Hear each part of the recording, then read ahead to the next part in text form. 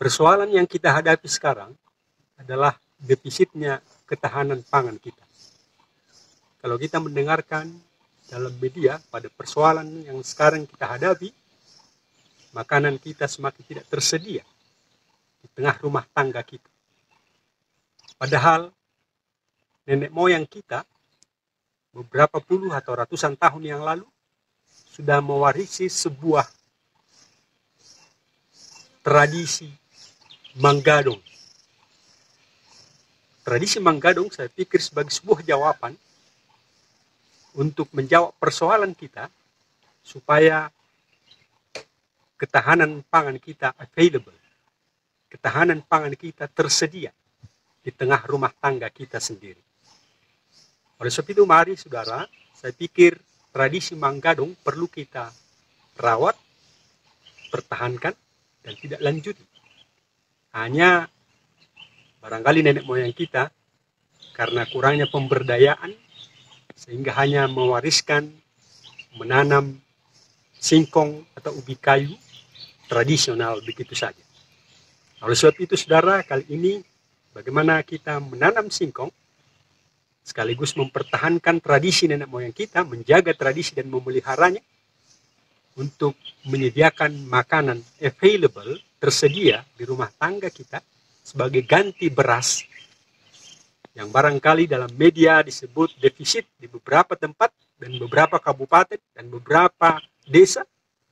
Nah, oleh sebab itu manggadong, menanam singkong, menanam ubi kayu sebagai sebuah jawaban yang tepat untuk dipertahankan di tengah persoalan kali ini. Bagaimana caranya? Mari ikuti latihan kali ini. Nah, pertama dalam menyeleksi benih, ambil batang ubi kayu yang gemuk, kemudian potong 30-30 cm atau 40. Kemudian digergaji supaya akarnya rata. Kalau dulu tradisi nenek moyang kita hanya menanamkan begitu saja, memang boleh juga, tapi untuk mengembangkan supaya berbuah lebih banyak, maka kita akan buat metode seperti ini. Nah, pertama setelah dipotong 30 cm, kemudian lihat ada beberapa mata, 1, 2, 3, 4, 5.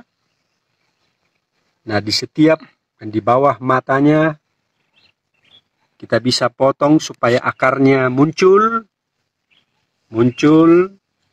dan akan memiliki umbi. Di setiap akar dia akan peroleh umbi, dan ada umbi di sini, umbi di sini, umbi di sini, dan boleh menuai sampai 40 sampai 50 kilo sampai batas panen. Nah, oleh sebab itu seleksi benih adalah kunci awal untuk memperoleh lebih banyak. Caranya tadi kita sudah pelajari. Pertama, kita potong di sini supaya akarnya muncul dari sini. Kemudian juga boleh kita potong di sini seperti ini, kita buang, dan di sini setiap bawah mata-mata yang ada. Tapi jangan lupa di setiap mata dia akan muncul tunas-tunas baru yang boleh dipertahankan. Yang kedua, bagaimana cara menanam? Kita sudah persiapkan bedengan-bedengan kecil.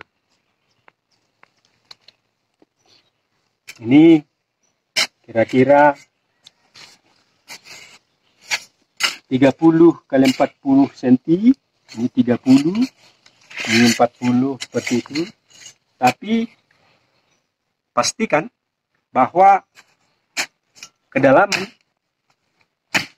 harus terjamin seperti ini, sebab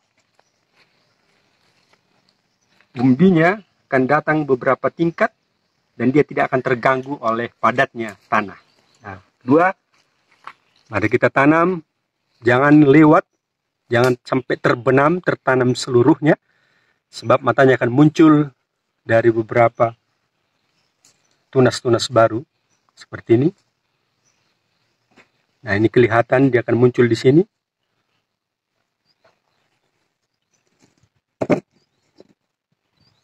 Nah, seperti ini juga. Nah, dia akan ada di sini. Dia akan ada di sini. Nah, mari kita tanam. Jadi agak miring, kita tanam sedikit seperti ini. Agak miring. Kita tanam. Tapi jangan lupa kita siapkan kompos.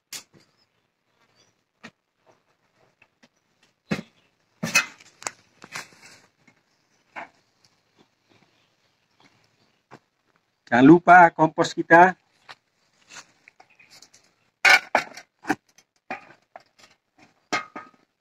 Ya, seperti ini. Oh, ini salah. Ini harus tertanam. Ini.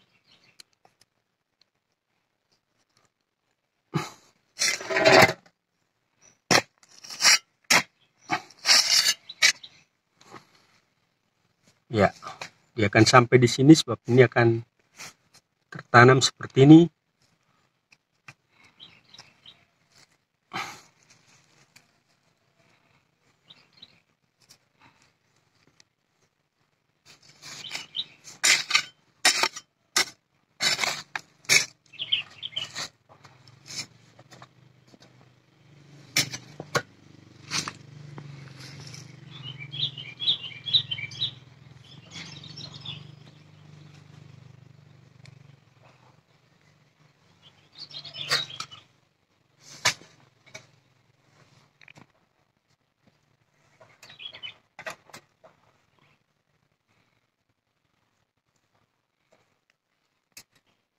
Inilah lahan yang sudah kita persiapkan. Tapi karena menunggu sampai berproduksi agak terlampau lama sedikit, hampir 8-9 bulan. Oleh sebab itu mari gunakan tumpang sari. Sebelum menunggu panen hasil, gunakan media tanah yang masih kosong untuk ditanami berbagai tanaman. Kali boleh Anda gunakan atau Anda tanam sayur, mayur seperti ini yang sering kita tanam supaya sayur kita tercukupi di tengah rumah tangga kita.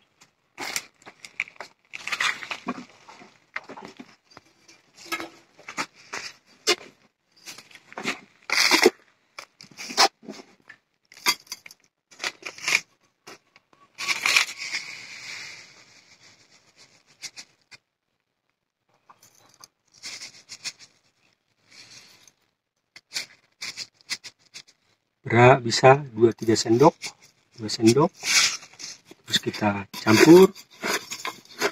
Kenapa perlu dicampur? Supaya dia merata, tersebarnya juga merata. Supaya dia nggak tertumpuk di satu tempat. Nah, dia akan tercampur seperti ini. Dan setelah kita tabur, dia akan tersebar juga bersama dengan komposnya.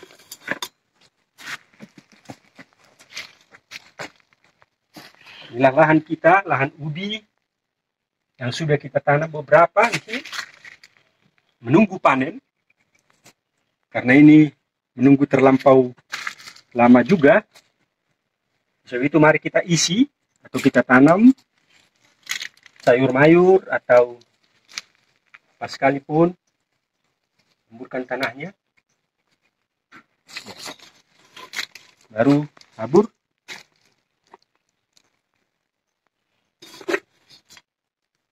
Ini namanya sistem pertanian tumpang sari. Ini adalah JPT, zat pertumbuhan tanaman kita yang kita peroleh dari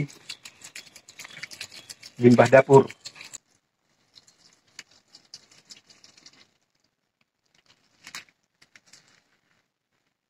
Itulah Bapak Ibu Saudara, mari kita tradisi manggadong ganti beras.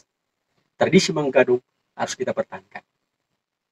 Selamat mencoba, Tuhan memberkati.